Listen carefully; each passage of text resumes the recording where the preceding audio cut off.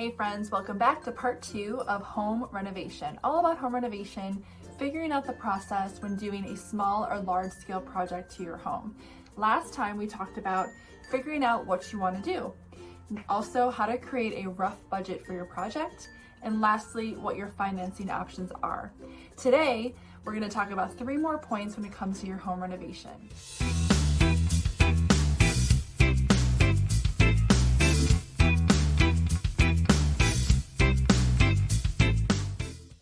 First thing that you will want to do, which is the fun part, which is probably something you're already doing along the way, is to collect ideas to really understand the look and the vibe and the feel that you want for the space. I suggest using a Pinterest board or a photo album.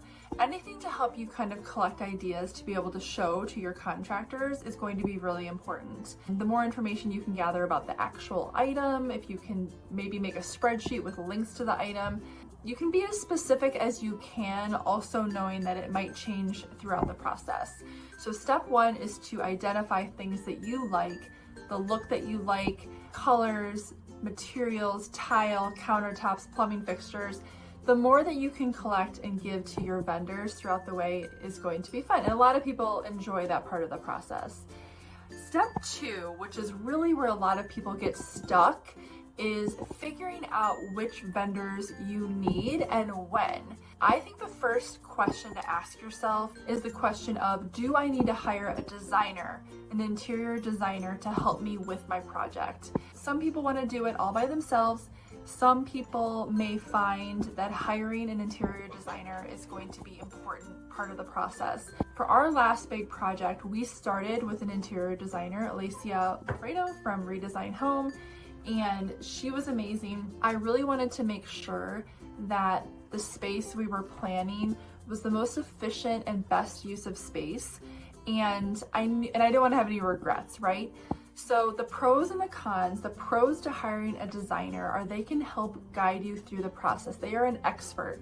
They can take that information you're giving them about the things that you like, and they will use that information to source materials, source ideas, source things to make the space really elevated, really beautiful, and help with all the exhaustion of making so many decisions. So I absolutely loved working with Alicia.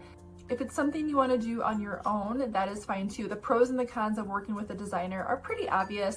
The con is that it's an extra line item of cost. There is some savings to be had when you use a designer to purchase certain things, but certainly using a designer will be an extra cost. The pro, like I kind of already mentioned, is that they take away a lot of the stress when it comes to decision making. They really guide you and advise you through the process when it comes to space planning, finish selection, and making any sort of those decisions. Back to like the chicken or the egg conversation. Who do I hire when I am looking to renovate my home? Do I start with a designer? Do I start with the architect? Do I start with a contractor?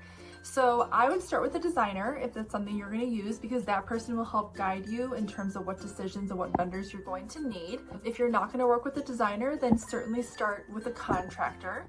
A contractor can give you basic information on what you're going to need. For example, if it's a bathroom renovation, a contractor can do that no problem. If it's, I'm knocking down a wall and I want to do an addition and I want to do X, Y, and Z, then the contractor is going to say, okay, well, we're going to need to get a permit and we're going to need to get architectural plans.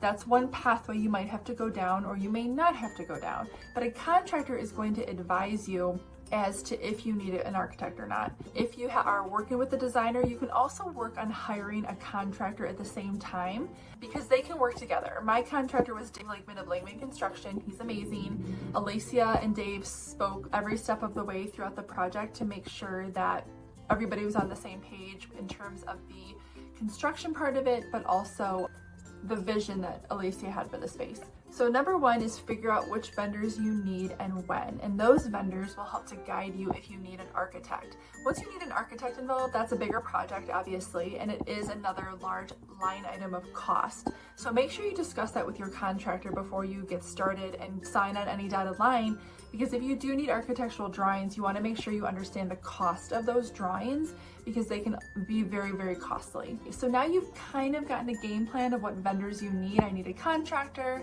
I need an architect potentially, I may or may not hire a designer. If you have a contractor, you want to also pay attention to if they're a general contractor or if they're, for example, like a skilled handyman. A general contractor, which is what Dave was for our larger project, he has a line item built in for project management, basically. He hires all the subcontractors, he manages them, he pays them, he handles all of the coordination with all of those vendors in terms of scheduling. When we did a project about 8 years ago for a kitchen remodel, I actually acted as the general contractor. So I am the one who managed our skilled handyman, who was amazing. And then I hired the electrician, I hired the plumber, and they all had to work together kind of through me. So you need to make sure you understand that process. The next question I get from a lot of people is, well, how many people should I interview? Who should I hire? Should I always hire the person who's the lowest price?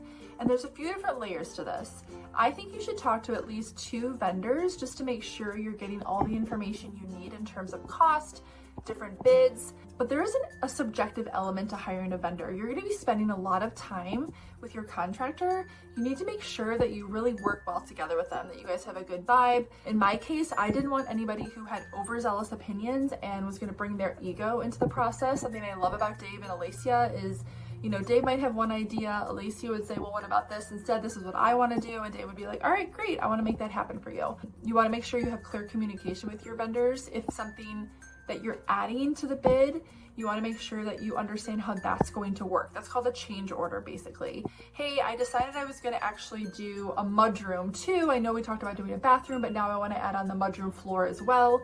Okay, I need to charge you X, Y, and Z, and you need to make sure that communication is clear. So when it comes to hiring a vendor, there is a cost factor. You want to get a really clear bid from them.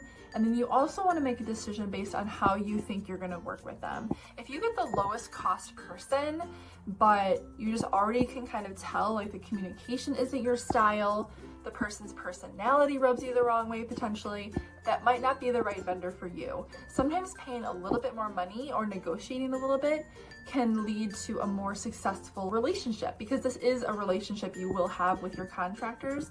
This project could take a couple weeks, it could take a couple months.